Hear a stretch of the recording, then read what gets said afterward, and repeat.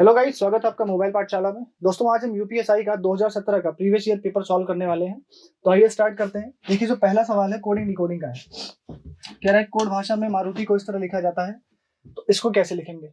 तो पहले इसको लिखिए, क्या लिखा हुआ है, MARUTHI, ये लिखा है।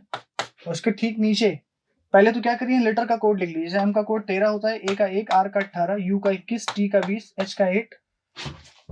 H का 8 और I का 9। ये पहले आप कोड लिखेंगे, H का 8 और I का 9। अब इसके नीचे देखिए, इसको लिखिए पहले JYQU, फिर U, फिर J, फिर L। इसका कोड लिखेंगे 10, Y हो जाएगा 25, Q हो जाएगा 17, U हो जाएगा 21, L हो जाएगा 12, सॉरी J हो जाएगा 10 और L हो जाएगा 12। अब देखिए यहाँ पे क्या लॉजिक हो सकता है। जैसे 13 से 10 कैसे आएगा, -3 होके। 1 से 25 कैसे आएगा, -2 होके। 18 से 17 कैसे आएगा, -1 होके जी। 21 से 21 कैसे आएगा, +0 होके। 20 से 21 कैसे आएगा, +1 होके। 8 से 10 कैसे आएगा, +2 होके। और 9 से 12 कैसे आएगा, +3 होके। तो आप लॉजिक समझ गए होंगे। -3, -2, -1, +0, +1, +2, +3। वही यहाँ पे करना है NASSAIN में। तो NASSAIN। अब आपको इसका कोड नहीं लिखना है। आपको ये पता है ना कि पहले -3 करना है। N का कोड 14 होता है, 14 - 3 11, यानी कि पहला लेटर K आएगा। A में से 2 घटाएंगे तो Y आ जाएगा। S में से 1 घटाएंगे तो क्या आ जाएगा, R आ जाएगा। यानी कि KYR से आपका आंसर स्टार्ट होना चाहिए। KYR, यानी कि ये दोनों आंसर नहीं हो सकते।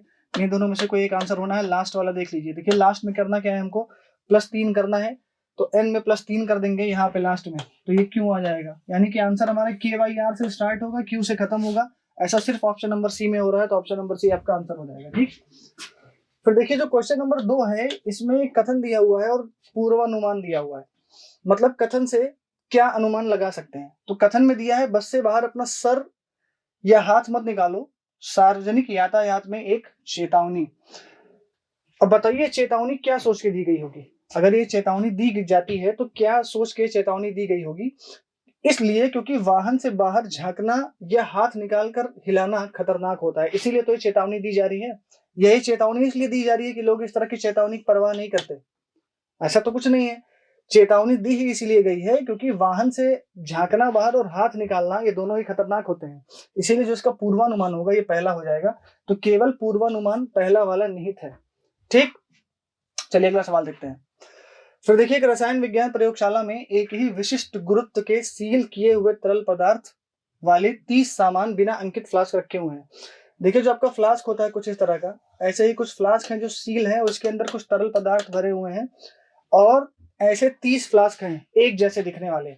उसमें जो पदार्थ भरा हुआ है ना, उसका सबका ग्रेविटी सेम है, गुरुत्व। ठीक। अभी क्या करती है, एक छात्रा है, उसका नाम है स्मृति। वो क्या करती है, मूल फ्लास्क, मतलब जो पहले 30 फ्लास्क रखे हुए थे एक जैसे दिखने वाले, उन्हीं के समान एक दूसरा फ्लास्क दिखने वाला लाती है और उसी में रख देती है। देखिए, और उसे अन्य फ्लास्कों के साथ रख देती है। फ्लास्कों को देखकर अलग दिखने वाले फ्लास्क को खोजना असंभव हो जाता है। देखिए, उस फ्लास्क के अंदर भी कोई तरल पदार्थ भरा हुआ था। तो अब 30 फ्लास्क में वो जो फ्लास्क लाके रख दी है, उसको ढूंढना मुश्किल हो गया है कि वो फ्लास्क था कौन सा जिसे लाके वो रखी है उस 30 फ्लास्क में। बस एक बात पक्की है कि 30 फ्लास्क थे, 30 थे, तो अभी एक और ले आई है, टोटल 31 फ्लास्क हो गया। ठीक। लेकिन फिर प्रयोगशाला सहायक जो थे वहां के लेबोरेटरी वाले, उन्होंने स्मृति से कहा कि अलग दिखने वाले फ्लास्क में जो तरल है, मतलब जो फ्लास्क तुमने लाके डाला है उसमें जो तरल भरा हुआ है, उसकी ग्रेविटी इन लोगों से थोड़ी सी ज्यादा है। जो उसकी ग्रेविटी है वो थोड़ी सी अधिक है। तो वह स्मृति को अलग दिखने वाले फ्लास्क का पता लगाने के लिए एक भौतिक संतुलन, यानी कि जो फिजिकल बैलेंस होता है, वो देता है। ठीक। छोटा सा तराजू होता है जिसमें हम क्या करते हैं, फ्लूइड्स का वेट नापते हैं। और प्रयोगशाला से चला जाता है। क्या आप स्मृति को बता सकते हैं कि उसे अपना काम करने के लिए न्यूनतम कितनी बार संतुलन का उपयोग करना चाहिए। सबसे पहले तो ये जान लीजिए कि वो जो फ्लास्क था जिसमें अलग ग्रेविटी वाला द्रव्य भरा हुआ था, उसको निकालने के लिए तराजू का इस्तेमाल कैसे किया जाएगा। तराजू का इस्तेमाल इसलिए किया जाएगा क्योंकि लेबोरेटरी एक्सपर्ट ने उसको पहले ही बता दिया था कि जो 30 फ्लास्क रखे हुए थे पहले, उसमें जो द्रव्य भरे गए थे सबका ग्रेविटी सेम था, और जो तुम लाके डाली हो उसका ग्रेविटी ज्यादा है, मतलब वो ज्यादा भारी होगा। तो करेगी क्या वो, जैसे मान लीजिए आपका फिजिकल बैलेंस कुछ इस तरह से होता है। मान लीजिए ऐसे एक ऐसे है और दूसरा ऐसे, ऐसे है आपका फिजिकल बैलेंस। ठीक, तो ये दो तराजू आपको दिख रहे होंगे। इसमें करेगी क्या कि एक बार देखिए टोटल 31 फ्लास्क हैं, 30 + 1, 30 तो पहले थे, एक बोला के डाली है, अब वो उसी में छुप गया है। तो क्या करेगी, पहले 15 फ्लास्क यहाँ रख देगी और 15 यहाँ रख देगी, 15 रख दी, 15 और 15 फ्लास्क रख देगी। तो होगा क्या उससे, अगर एक फ्लास्क जो होगा जिसका वेट अलग होगा तो तराजू किसी एक साइड हिल जाएगा। ठीक, जैसा मान लीजिए कि वो वाला फ्लास्क जिसका वेट ज्यादा था, जो वो लाके रखी थी, वो इस साइड आ गया तो ये नीचे हो जाएगा।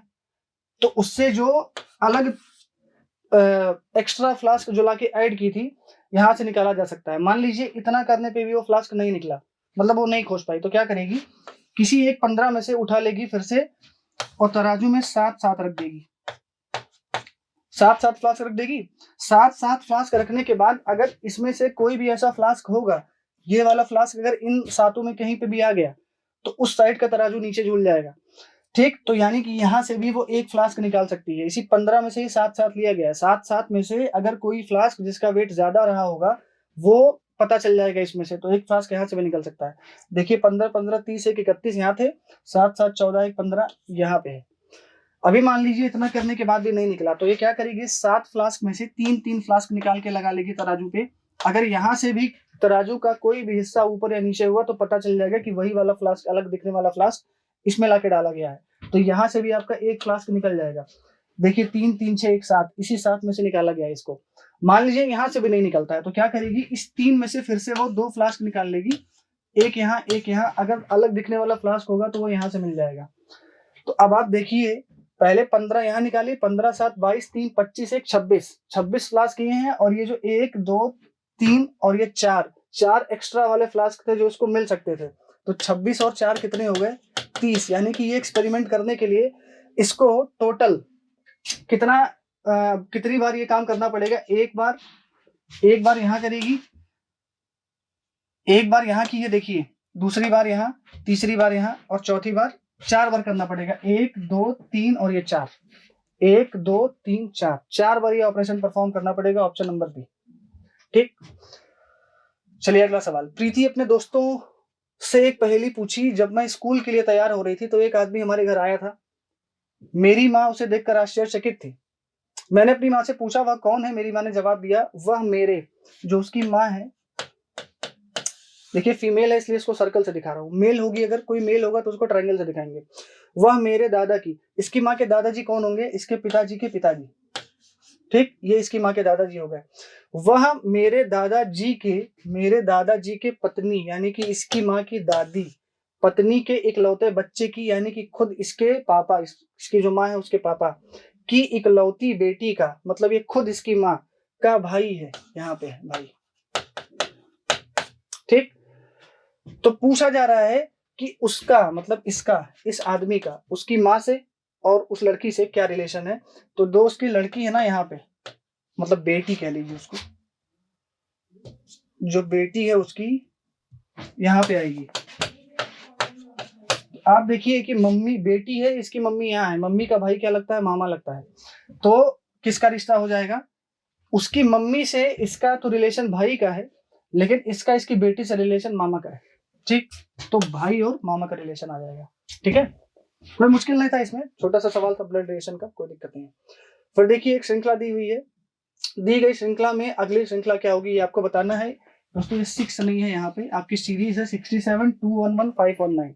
ठीक, देखिए जो 67 है और 211 है और 519 है, इसमें एक खास बात है। 67 होता है 4 का क्यूब प्लस 3, 211 होता है 6 का क्यूब माइनस 5, 519 होता है 8 का क्यूब प्लस 7, यही होता है। देखिए 4 का क्यूब 64 होता है, 64 प्लस 3 67, 6 का क्यूब 216 होता है, 216 में से 5 गया 211, 8 का क्यूब 512 होता है, 512 प्लस 7 519। अगला क्या आएगा, देखिए पहले 4 आया, फिर 6 आया, फिर 8 आया, यानी कि इसके बाद 10 का क्यूब आएगा। फिर देखिए 3 ऐड हुआ, 5 माइनस हुआ, 7 ऐड हुआ, तो इस बार 11 माइनस होगा। आप लोग सोच रहे होंगे कि 9 क्यों नहीं माइनस हुआ, 3 2 5 2 7 2 9, ऐसा इसलिए नहीं हो रहा है क्योंकि ये और ये 3 5 7 ये ऑड नंबर तो है ही, लेकिन ये प्राइम नंबर भी है। अगर ये सीरीज 1 से स्टार्ट हुई होती तो यहाँ पे हम 9 ले लेते, लेकिन ये सीरीज 3 से स्टार्ट हो गई है, तो 3, 5, 7 और इसके बाद 11 आना चाहिए प्राइम नंबर। 9 कंपोजिट हो जाएगा, इसलिए 9 को नहीं लिया गया। तो 1000 में से 11 घटा देंगे तो 989 आपको मिल जाएगा और यही आपका आंसर है। ठीक, हालांकि अगर आप नहीं भी 9 माइनस कर देते तो आपका आंसर मिल जाता 991, जो कि ऑप्शन में नहीं है, तो आप समझ जाते कि अच्छा इसका मतलब 11 माइनस करना है। तो हालांकि इसका आंसर आएगा 989, ऑप्शन नंबर ए। अगला सवाल कह रहा है कि उस विकल्प को चुने जहां पहले कथन में दूसरे कथन का अर्थ अंतर्निहित है। तो पहले आप इस कथन को समझिए। ये कथन ये कह रहा है कि अगर बच्चा भूखा है तो वो रोएगा, यानी कि बच्चे के भूखे होने का संबंध उसके रोने से है, या अगर बच्चा रो रहा है तो बच्चा भूखा है। अब ध्यान से देखिए, इनमें से आपको 2 ऐसे विकल्प चुनने हैं, चाहे ए बी, चाहे बी सी, चाहे सी ए, चाहे सी डी।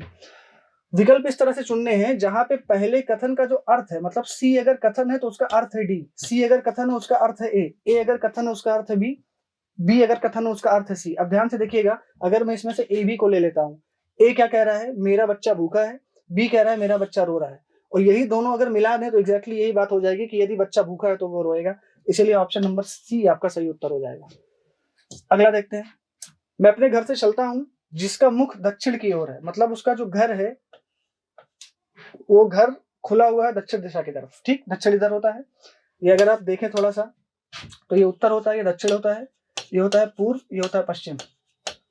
तो दक्षिण दिशा ये वाली होती है, ये वाली, मतलब दक्षिण दिशा की ओर है। तो अगर आदमी घर से निकलेगा तो दोस्तों वो आदमी देख भी रहा होगा दक्षिण दिशा की तरफ, अगर घर से निकल रहा है तो, लेकिन उसको घूमना किधर है, 180 डिग्री दक्षिणावर्त। दक्षिणावर्त घूमे चाहे ना घूमे, दक्षिणावर्त का मतलब होता है क्लॉकवाइज, जिस दिशा में आपकी घड़ी चलती है, घूमे चाहे ना घूमे, अगर 180 डिग्री मतलब मुड़ रहा है तो वो इधर ही मुड़ेगा, मतलब इसका मुंह इस दिशा में हो जाएगा। अगर वो 180 डिग्री दक्षिणावर्त घूमे चाहे 180 डिग्री वामावर्त घूमे, घूमना उसको 180 डिग्री पे है तो अभी ऐसे देख रहा है, तो चाहे ऐसे घूमे तब भी इसका मुंह इधर होगा और चाहे ऐसे घूमे तब भी इसका मुंह इधर होगा। 90 पे घूमता तो दक्षिणावर्त और वामावर्त का हमको इस्तेमाल करना पड़ता है। अभी जब घर से निकला तो मुंह इस तरफ था, लेकिन 180 डिग्री दक्षिणावर्त घूम गया, मतलब ऐसे, अब इसका मुंह इस तरफ है तो इस तरफ अब चलेगा, मतलब उत्तर दिशा की ओर, और 8 किलोमीटर चल रहा है। जैसे ही 8 किलोमीटर चला तो ये जो जगह है ये है पार्क, पार्क पहुंच गया।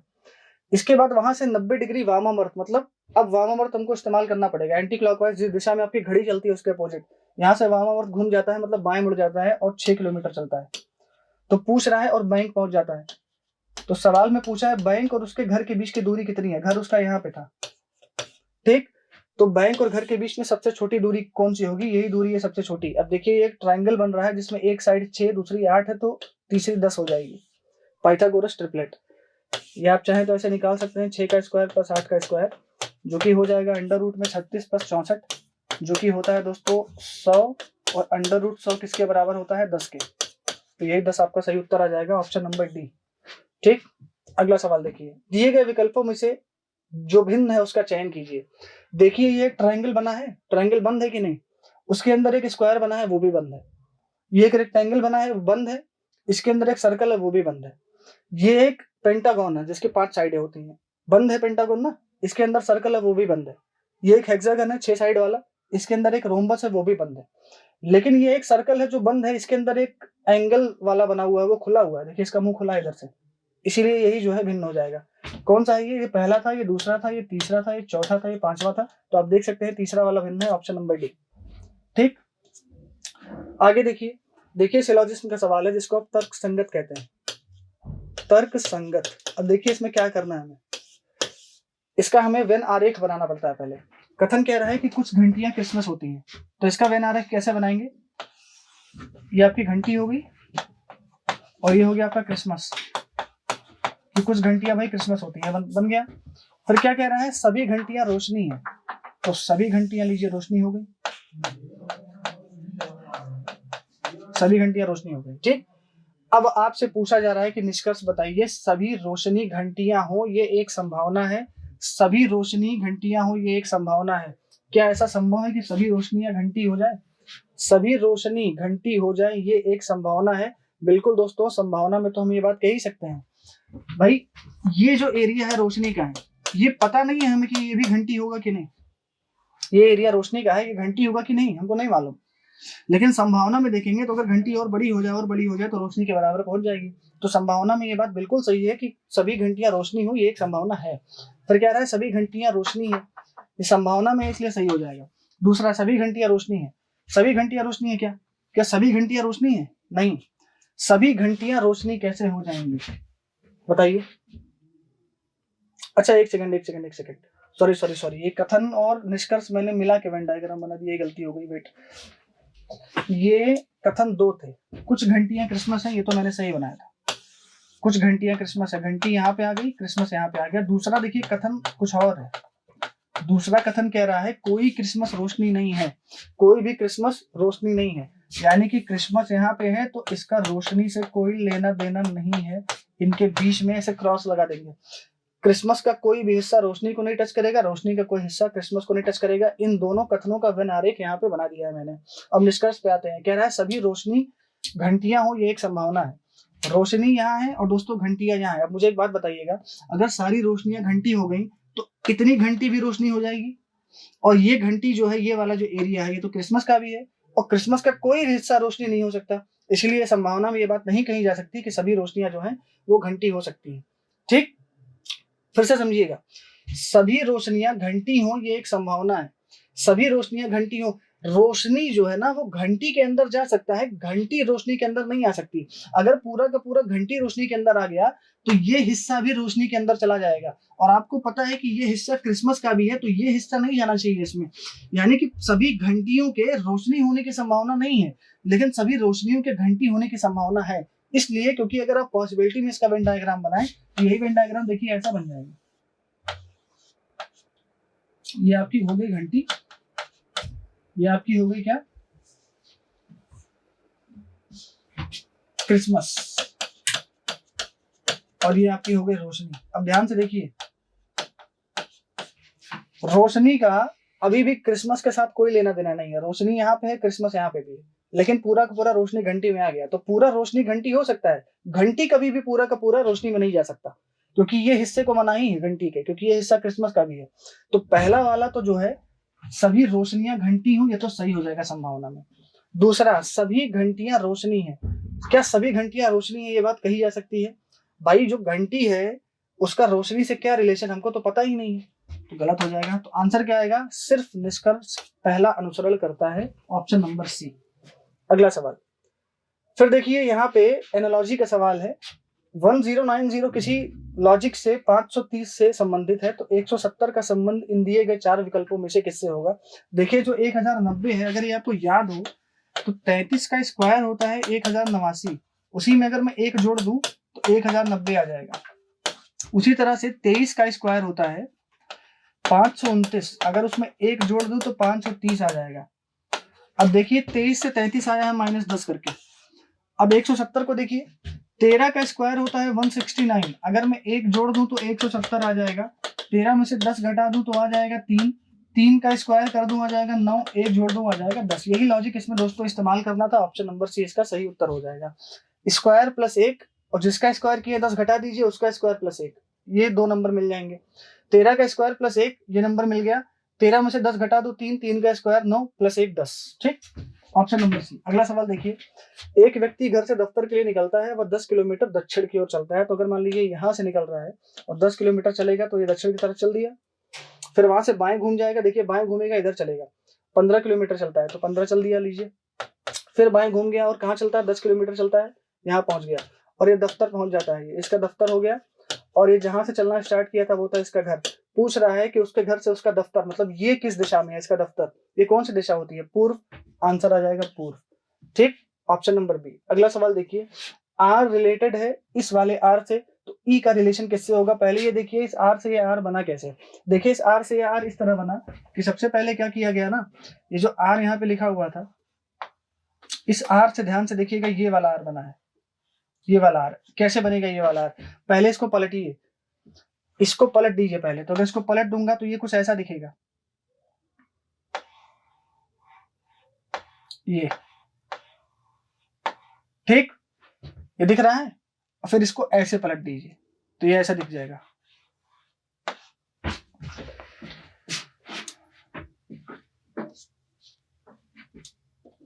देखिए इसको अब ऐसे पलट दीजिए इस साइड में, तो तो इसको इस साइड में पलटेंगे तो ये कुछ ऐसा दिखेगा आपको। देखिए, तो पहले जो भी चीज दी गई है उसका वाटर इमेज बनाएंगे, वाटर इमेज के बाद उसका मिरर इमेज बनाएंगे।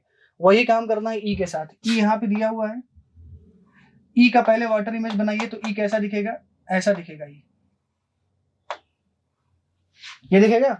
और फिर इसी ई को ऐसे पलट दीजिए, ई को ऐसे पलटेंगे तो ई ऐसे दिखेगा। अब इस तरह का चित्र आपको किस ऑप्शन में दिख रहा है, ऑप्शन नंबर ए में। ठीक, पहले वाटर इमेज फिर मिरर इमेज, पहले वाटर इमेज फिर जो आया उसका मिरर इमेज, पहले वाटर इमेज फिर जो आया उसका मिरर इमेज। ठीक, चलिए दिए गए विकल्पों में से असंगत को ढूंढे। असंगत कैसे ढूंढेंगे, तो देखिए यहाँ पे हम कर यही सकते हैं कि जितने लेटर दिए उनका कोड लिखें। ए का कोड 1 होता है, डी का होता है 4, आई का होता है 9, टी का होता है 20, के का होता है 11, जेड का होता है 26। अब यहाँ पे आप ध्यान से देखेंगे तो आपको एक चीज पता चल जाएगी कि दोस्तों जो 11 नंबर है, 11 बहुत स्पेशल नंबर है, क्योंकि 11 होती है प्राइम नंबर। 11 प्राइम नंबर है कि नहीं, आप कहेंगे एक प्राइम नहीं है, एक ना ही प्राइम होता है ना ही कंपोजिट होता है। 11 इसमें से अभाज्य संख्या है, तो अगर 11 अभाज्य संख्या है तो 11 यानी कि के यहाँ पे आपका असंगत हो जाएगा, ऑप्शन नंबर डी। ठीक, 4 भी कंपोजिट, 9 भी कंपोजिट, 20 भी कंपोजिट और 26 भी कंपोजिट। आगे देखिए, रवि का भाई राजू रामू का पुत्र है। देखिए रवि का एक भाई है राजू, तो यहाँ रवि हो गए, रवि का भाई है राजू, रवि का भाई राजू रामू का पुत्र है, यानी कि यहाँ ऊपर कहीं रामू आ जाएगा। रामू का पुत्र है जो राधा का भाई है, यानी यही रामू राधा का भाई हो गया। तो बताइए राधा का राजू से क्या संबंधित है, भाई राजू के पिता की बहन राजू की क्या लगेगी, बुआ, ऑप्शन नंबर ए। राजू के पिता की बहन क्या लगेगी, राजू की बुआ। अगला देखिए, यहाँ देखिए 2 पेपर है, पेपर के इधर एक डिजाइन दिख रहा है, एक डिजाइन इधर, दोनों को जब जोड़ देंगे तो इनमें से कौन सी डिजाइन तैयार होगी। ठीक, आपसे यही बताना है। तो ध्यान से देखिएगा, जब इसको पलटा जाएगा ना, इसको जब पलटा जाएगा तो होगा क्या, ये लाइन देख रहे हैं, ये वाली लाइन पलटने के बाद ये लाइन ऐसे हो जाएगी। ये वाली जो लाइन है, ये वाली, ये यहां आ जाएगी। ये वाली लाइन जो ऐसे दिख रही है ये ऐसे दिख जाएगी, ये वाली लाइन ऐसे दिख जाएगी। अब आप बताइए इस तरह का चित्र आपको कहां देखने को मिल रहा है, इस तरह का चित्र देखिए ए, ऑप्शन नंबर डी। ठीक है, तो बस यही करना है आपको, आसान सवाल था। फिर देखिए, निम्नलिखित प्रश्न में विकल्प का पता लगाएं जो प्रश्न चिन्ह के स्थान पे आएगा। 7 से 42 आ रहा है, 11 से क्या आएगा। अच्छा एक चीज देखिए, 7 से 42 कैसे आ सकता है, या तो 6 से मल्टीप्लाई कर दे तो 42 आ जाएगा, लेकिन फिर 11 को 6 से करेंगे। अच्छा 7 से 6 मल्टीप्लाई करें तो 42 आएगा, 7 से 6 कैसे आएगा, एक कम करके। तो 11 में अगर मैं 10 का मल्टीप्लाई कर दूं तो 110 आना चाहिए कि नहीं, एक कम करके आंसर आ गया। एक तरीका और बताता हूँ, 7 से 42 ऐसे आ सकता है कि आप 7 का स्क्वायर करिए, 7 घटा दीजिए 42 आ जाएगा। उसी तरह से 11 का स्क्वायर करिए, 11 घटा दीजिए 110 आ जाएगा। दोनों ही तरीके से आप अपना काम कर सकते हैं, एक ही उत्तर मिलेगा आपको 110। अगला देखिए, कह रहा है कि एक आपको पहले डेटा दे दिया गया है कि भाई दोनों कथनों को पढ़ें, कथन नंबर 1 और कथन नंबर 2को, और बताएं कि इन कथन नंबर 1 और 2 में अलग अलग या दोनों को मिला के क्या हम इस बात का जवाब दे सकते हैं कि पंक्ति के दोनों छोर पर कौन बैठेगा। तो पहले तो थोड़ा सा ऊपर पढ़ ले, तो लिखा हुआ है 5 व्यक्ति हैं ABCDE और B बीच में बैठा हुआ है, और सब कहाँ देख रहे हैं, उत्तर दिशा की तरफ। तो अगर 5 लोग मैं से बना दूं, 1 2 3 4 5, सब उत्तर दिशा की तरफ देख रहे हैं। अगर कोई आदमी उत्तर दिशा की तरफ देख रहा हो तो आपका बायां ही उसका भी बायां होगा, आपका दायां उसका दायां होगा। मतलब अगर मुझे इस आदमी का बायां देखना हो तो इधर होगा, दायां इधर होगा। ठीक, ये आदमी सबसे बाएं छोर पे है, ये आदमी सबसे दाएं छोर पे है। कह रहा है कि बीच में बी बैठा हुआ है, तो बी भाई यहीं बैठेगा कि नहीं, यहीं बैठेगा।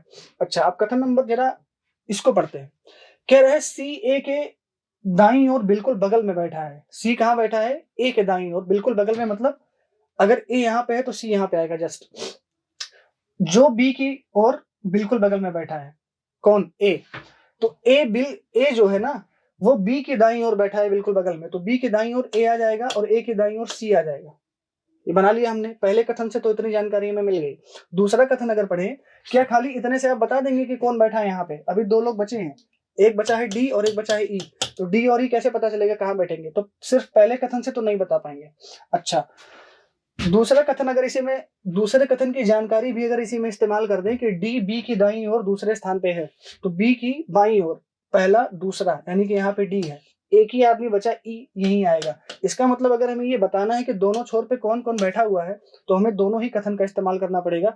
यानी कि इस प्रश्न का उत्तर दिया जा सकता है, लेकिन हमें पहले कथन और दूसरे कथन का इस्तेमाल करना पड़ेगा। तो कथन 1 और कथन 2 में दिए गए डेटा मिलकर प्रश्न का उत्तर देने के लिए पर्याप्त है। ऑप्शन नंबर ए इसका सही उत्तर हो जाएगा। अगला सवाल देखेंगे, कोडिंग डिकोडिंग पॉलिटिशियन को ऐसे लिखा गया, माइग्रेशन को कैसे लिखेंगे। तो पहले पॉलिटिशियन देख लेते हैं। पॉलिटिशियन को देखें तो POLITICIAN लिखा हुआ है। पॉलिटिशियन में P का कोड 16, O का 15, L का 12, I का 9, T का फिर 9, फिर 3, फिर 9, फिर 1, फिर 14। इसको कोड किया गया है इस तरह से। देखिए जो यहाँ पे वर्ड लिखा हुआ है ना, मैं इस वर्ड को नीचे नहीं लिख रहा हूँ, मैं डायरेक्ट इसका नंबर लिख रहा हूँ। जैसे J का कोड होता है 10, M का 13, P का 16, Q का 17, J का फिर 10, U का 21, O का 15 और B का 2, J का 10 और D का 4। अब देखिए यहाँ पे अगर सीधा सीधा देखें तो 16 से 10 माइनस 6 करके आएगा, 15 से 13 माइनस 2 करके, फिर प्लस 4 हुआ, प्लस 8 हुआ। मतलब सीधे सीधे में कोई हमें लॉजिक दिख नहीं रहा है। अगर सीधे में लॉजिक नहीं दिखेगा तो क्रॉस में देखना पड़ेगा। जैसे क्रॉस में अगर देखें तो आप ये देख सकते हैं कि भाई 16 से 17 प्लस 1 हुआ, 9 से 10 प्लस 1 हुआ, 15 से 16 प्लस 1 हुआ और 12 से 13 प्लस 1 हुआ। तो प्लस 1 का लॉजिक यहाँ पे इस्तेमाल हो रहा है। उसके बाद अगर देखें तो यहाँ पे आप देखिए कि यहाँ पे प्लस 1 हुआ, यहाँ पे प्लस 1 हुआ, यहाँ पे प्लस 1 और यहाँ पे प्लस 1 हुआ कि नहीं? बिल्कुल हो रहा है, एकदम सही। यहाँ पे भी प्लस 1 का लॉजिक इस्तेमाल हो रहा है। Plus 1 plus 1 plus 1 plus 1।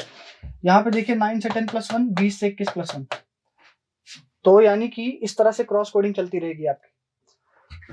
ऊपर देखते हैं जो वर्ड हमसे पूछा गया है, माइग्रेशन के लिए पूछा गया है, MIGRATION।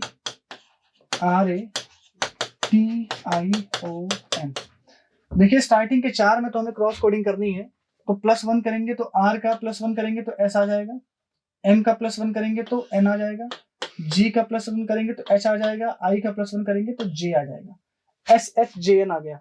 यहाँ लास्ट के 4 में अगर मैं कोडिंग करूं तो T का हो जाएगा U, N का हो जाएगा O, I का हो जाएगा J और O का हो जाएगा P और A में एक प्लस कर देंगे आ जाएगा B। आंसर आपका क्या आ जाएगा? SHJNBOPJU। SHJNBOPJU option number D. ठीक, चलिए। कह रहे खुले घन को मानसिक रूप से मोड़े और मुड़े हुए घनों से उसकी तुलना करें।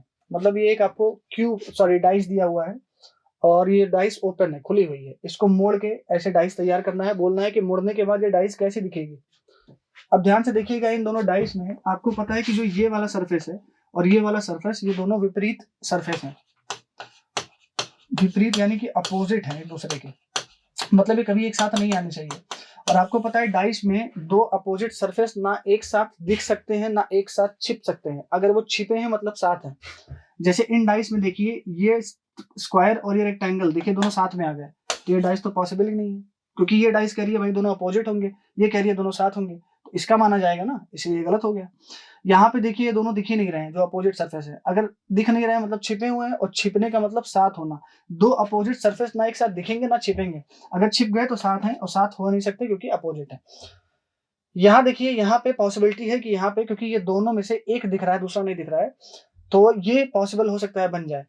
इस वाले चित्र में अगर आप ध्यान से देखेंगे तो आपको फिर से ये दोनों नहीं दिख रहे हैं, और ये दोनों अगर नहीं दिख रहे हैं तो इसका मतलब ये पीछे छिपे हैं, और पीछे छिपे हैं मतलब साथ हैं। इसका मतलब ये भी डाइस पॉसिबल नहीं है। आपका जो पॉसिबल डाइस है वो है ऑप्शन नंबर सी। अगला सवाल देखिए, ये भी देखिए आपका तर्क संगत वाला सवाल है। सवाल में कह रहा है 3 कथन दिए हुए हैं, कुछ मक्खियां मच्छर होती हैं, तो उसको बनाते हैं। यहाँ पे कुछ मक्खियां जो है मच्छर हो गई, लीजिए ये हो गई मक्खी, ये हो गया मच्छर। इसका व्यन आरेख ऐसे बनेगा, सभी मक्खियां तितली होती हैं, यानी कि जितनी मक्खी हैं वो तितली में आ जाएंगी। लीजिए फिर क्या कह रहा है, सभी तितलियां लार्वा होती हैं, सभी तितलियां लार्वा होती हैं, यानी कि सभी तितलियां जो है ऐसे लार्वा में आ जाएंगी। अब क्या पूछ रहा है आपसे, देखिए सभी मक्खियां लार्वा होती हैं, सभी मक्खियां लार्वा होती हैं। बिल्कुल भाई सही बात है। आप देखिए मक्खी पूरा लार्वा के अंदर आ चुकी है, तो पहला वाला एकदम सही हो जाएगा। कुछ लार्वा मच्छर होते हैं, लार्वा कहाँ है भाई, लार्वा ये है, मच्छर यहाँ है। देखिए लार्वा ये है और मच्छर ये है, तो ये जो एरिया दिख रहा है ये लार्वा और मच्छर का कॉमन एरिया है। मतलब बिल्कुल सही बात कि कुछ लार्वा मच्छर होते हैं। तो आपका जो अनुसरण 1 है और 2 है दोनों ही निष्कर्ष अनुसरण करते हैं, फॉलो करते हैं।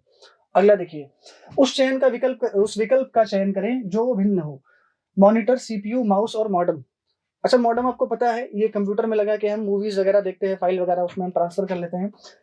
बेसिकली मॉडेम जो होता है वो कंप्यूटर का पार्ट नहीं होता है, एक एक्सटेंशन हम कह सकते हैं उसका।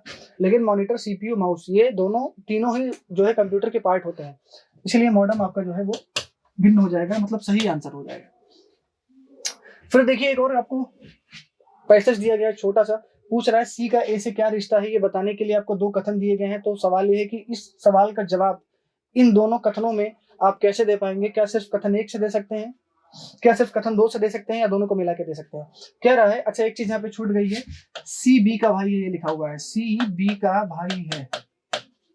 भाई है। अगर मैं सिर्फ कथन नंबर 1 पढ़ूं तो क्या रहा है, ए के 2 पुत्र हैं। मतलब अगर कोई ए है तो ये भी नहीं पता ए मेल है कि फीमेल, ए के 2 पुत्र होंगे ये हमें पता है। ए का हमें जेंडर थोड़ी बताया है, ए पिता भी हो सकता है इन दोनों का, ए माँ भी हो सकती है। फिर कह रहा है कि सी बी का भाई है, सी भाई है बी का, यानी कि अगर बी यहाँ पे है तो उसका भाई हो जाएगा सी। देखिए जो मैं ट्रायंगल बनाता हूँ वो ट्रायंगल में बनाता हूँ मेल के लिए और सर्कल में बनाता हूँ फीमेल के लिए, ताकि डिफरेंशिएट कर पाए कौन इसमें से मेल है कौन फीमेल है। यहाँ पे बोला है कि जो सी है वो बी का भाई है, सी भाई है बी का, तो सी का जेंडर पता है, बी भाई बहन भी हो सकती है, भाई भी हो सकता है। अभी कह रहा है कि आप मुझे बताइए सी का ए से क्या रिश्ता है। सी का ए से क्या रिश्ता है, पहले तो ये बताओ कि बी और सी इन्हीं के बच्चे हैं, ये कैसे पता चलेगा भाई। अगर सी का जेंडर हमें मालूम है किसी मेल है, मतलब सी होना ए का पुत्र ही है, लेकिन ये बात कैसे हम जान जाएं कि बी और सी ही ए के पुत्र हैं, इसकी तो जानकारी नहीं दी गई है। तो ना ही कथन 1 से ना ही कथन 2 से हम इस बात का जवाब दे सकते हैं। तो कथन और 1 और 2 दोनों ही पर्याप्त नहीं है। तो दोस्तों ये कुछ सवाल थे यूपीएसआई के प्रीवियस ईयर के क्वेश्चंस। ऐसे ही सेशन मैं आपके लिए लेके आता रहूंगा। तो मिलते हैं दोस्तों आपसे नेक्स्ट वीडियो में। Thank you.